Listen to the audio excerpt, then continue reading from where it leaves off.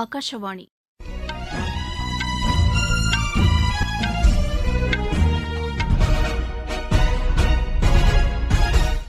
செய்திகள் வாசிப்பவர் வடிவழகி கபிலன். தலைப்புச் செய்திகள்: பாகிஸ்தானுடனான போரின்போது வெற்றிக்காக உயிர் தியாகம் செய்த படை வீரர்களை நாடு ஒருபோதும் மறவாது என்று பிரதமர் திரு நரேந்திர மோடி கூறியுள்ளார்.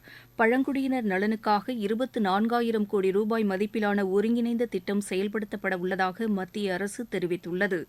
மகளிர் பாதுகாப்பிற்கு தமது அரசு உயர் முன்னுரிமை அளிக்கும் என்று ராஜஸ்தான் முதலமைச்சர் திரு பஜன்லால் சர்மா கூறியுள்ளார். மழைக்கால சிறப்பு மருத்துவ முகாம்கள் வாரந்தோறும் நடத்தப்படுவதாக தமிழக அரசு தெரிவித்துள்ளது.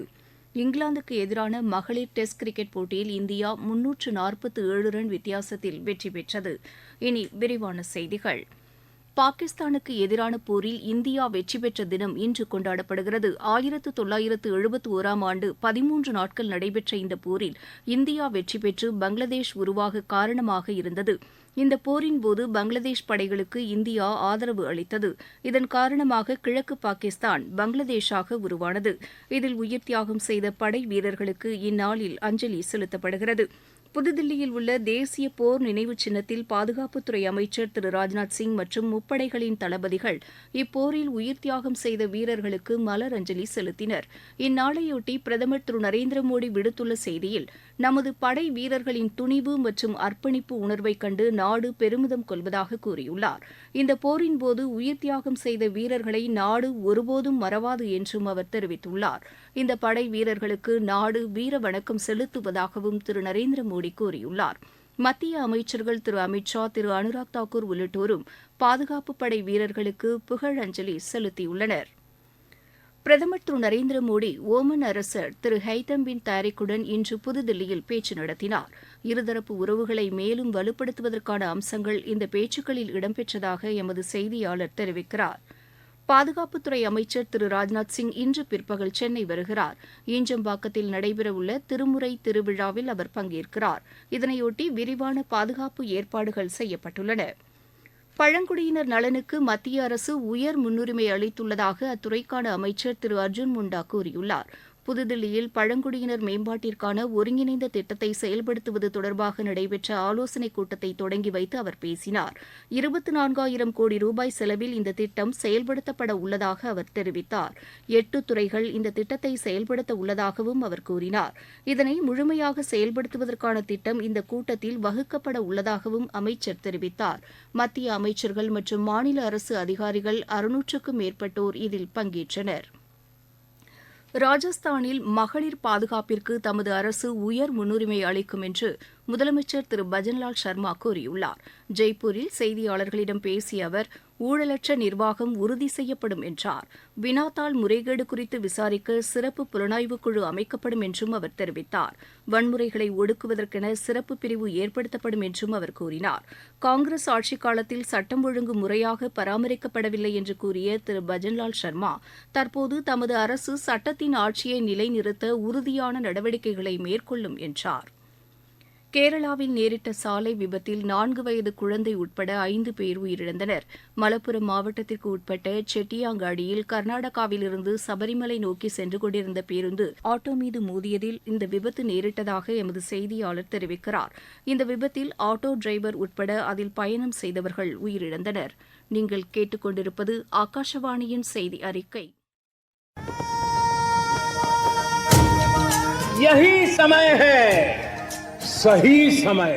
இதுதான் வேளை, சரியான வேளை. ஒவ்வொரு தேசத்தின் வளர்ச்சி பயணத்தின் போதும் தேசம் முன்வந்து புதிய உறுதிப்பாடுகளோடு முன்னேற்ற பாதையிலே பயணிக்கக்கூடிய அற்புதமான ஒரு வேளையும் பிறக்கும்.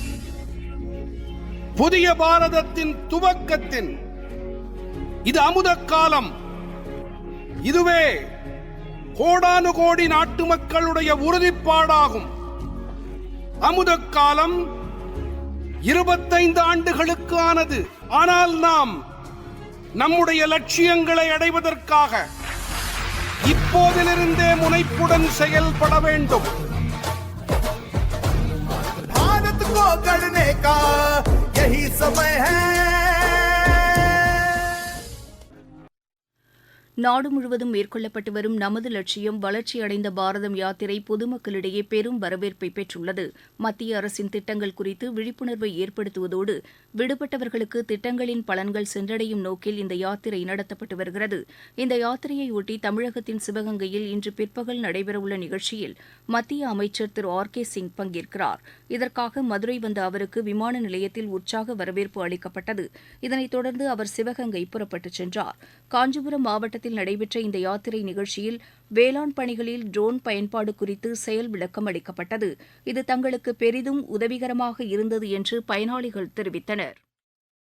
காஞ்சிபுரம் மாவட்டம் மேலோட்டியிலிருந்து பேசுகிறோங்க. இந்த விசில் தெளிப்பான் எங்களுக்கு ரொம்ப பயனுள்ளதாக இருக்குது. இது அதிக நிலப்பரப்பு யூஸ் பண்ணுறதுக்கு ரொம்ப சௌகரியமாக இருக்குது. குறைஞ்ச நேரமாகுது, செலவும் குறைவாக இருக்குது. இது எங்களுக்கு சென்ட்ரல் கவர்மெண்ட் கொடுத்தது ஒரு வரப்பிரசாதமாக இருக்குது. ஆள் பற்றாக்குறை தீர்க்கிறதுக்கு சரியான பயனுள்ளதாக இருக்குது. ரொம்ப நன்றி. காஞ்சிபுரம் மாவட்டம் காஞ்சிபுரம் தாலுகாலேருந்து பேசுகிறேன் சார். பேர் ராதாகிருஷ்ணன். நாங்கள் சென்ட்ரல் கவர்மெண்ட்லேருந்து நல்ல ட்ரோன் மூலமாக விசை தெளிப்பான் இது பண்ணோம். டெமோ போட்டாங்க. நல்ல பயனுள்ளதாக இருந்தது. தமிழகத்தில் வாரந்தோறும் மழைக்கால சிறப்பு மருத்துவ முகாம்கள் நடத்தப்பட்டு வருவதாக மக்கள் நல்வாழ்வுத்துறை அமைச்சர் திரு மா சுப்பிரமணியன் கூறியுள்ளார். இன்று சென்னையில் செய்தியாளர்களிடம் பேசுகையில் அவர் இவ்வாறு தெரிவித்தார். சென்னையில் 3000 முகாம்கள் இன்று தொடங்கி வைத்திருக்கிறோம். இந்த முகாமை பொறுத்தவரை எல்லா முகாம்களிலும் 9 மாதம் தொடங்கி 15 வயது வரையிலான இளம் சிறார்களுக்கு ரூபெல்லா தடுப்பூசி போடும் பணி கடந்த வாரம் தொடங்கி வைக்கப்பட்டது. அந்த பணியை பொறுத்தவரை குறிப்பாக இந்த 4 மாவட்டங்களில் சென்னை, செங்கல்பட்டு, திருவள்ளூர், காஞ்சிபுரம் ஆகிய 4 மாவட்டங்களில் வெள்ள பாதிப்பு உள்ளான பகுதிகளில் இந்த இளம் சிறார்களுக்கு தடுப்பூசி போடும் பணிகள் விரைவுபடுத்தப்பட்டது. அந்த வகையில் இன்றைக்கு நடைபெறுகிற இந்த மழைக்கால சிறப்பு முகாம்களிலும் இந்த தடுப்பூசிகள் போடும் பணி நடைபெற்றுக் கொண்டிருக்கிறது.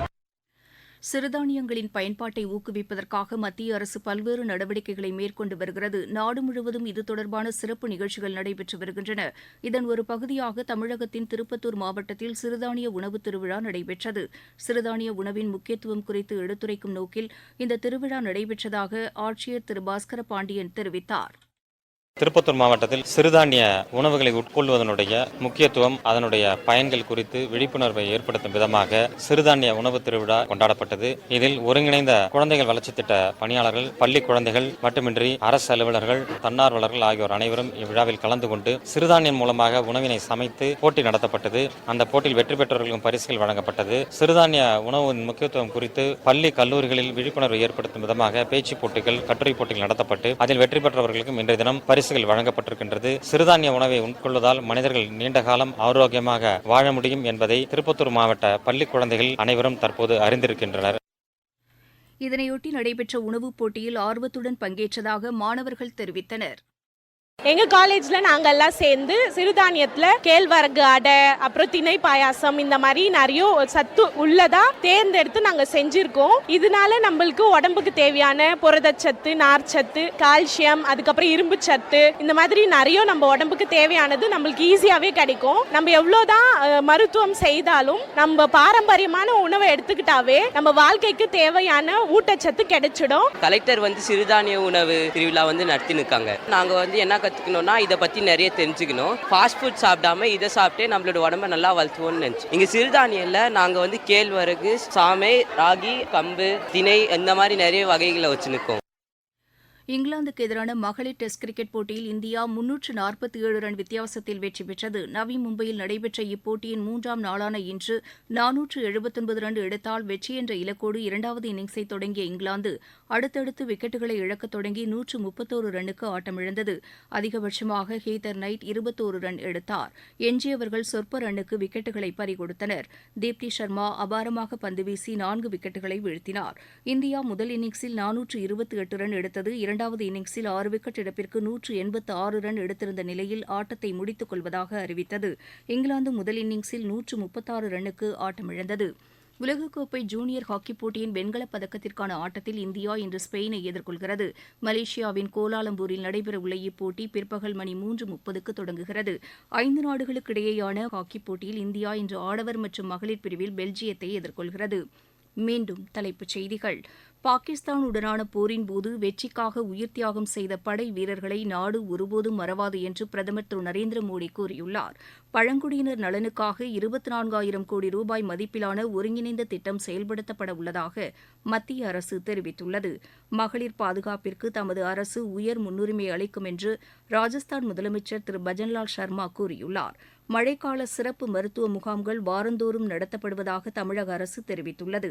இங்கிலாந்துக்கு எதிரான மகளிர் டெஸ்ட் கிரிக்கெட் போட்டியில் இந்தியா 347 ரன் வித்தியாசத்தில் வெற்றி பெற்றது.